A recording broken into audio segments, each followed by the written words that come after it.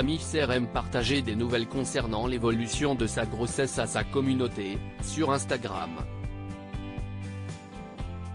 Ce vendredi, elle a informé qu'elle avait fait un petit malaise pendant sa consultation chez la sage-femme, mais a tenu à rassurer sur la situation.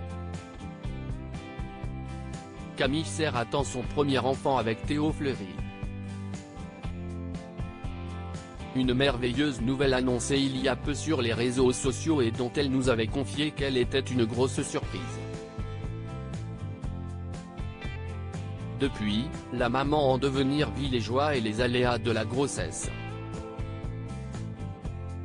Concernant les aspects les moins réjouissants, elle a récemment été victime d'un malaise en pleine consultation avec la sage-femme, qu'elle a raconté à sa communauté sur Instagram.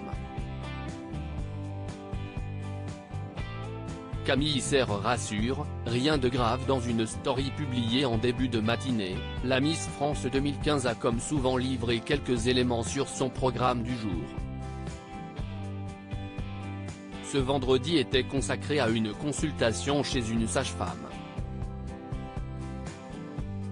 Mais tout ne s'est pas déroulé comme prévu, pour le moment tout va bien, j'ai juste fait un petit malaise pendant la consulte avec la sage-femme.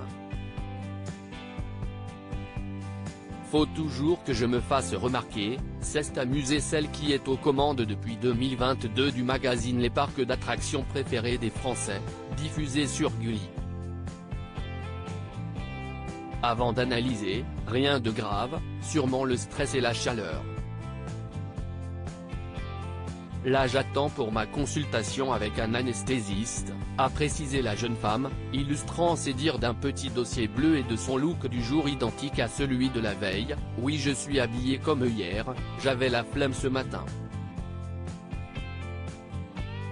Les réseaux et la médiatisation engendrent des conseils pas forcément sollicités. Camille Serre partage sa vie avec le mannequin Théo Fleury depuis 2021.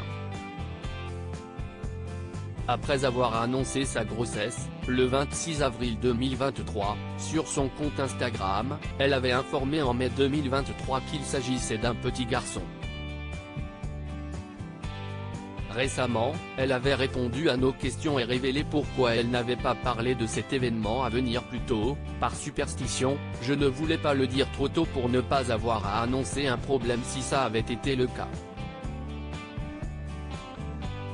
Avec mon conjoint, on n'avait pas prévu d'avoir un enfant tout de suite. C'était une sorte de surprise. On voulait surtout prendre le temps de digérer l'information et de ne pas avoir l'avis de tout le monde tout de suite.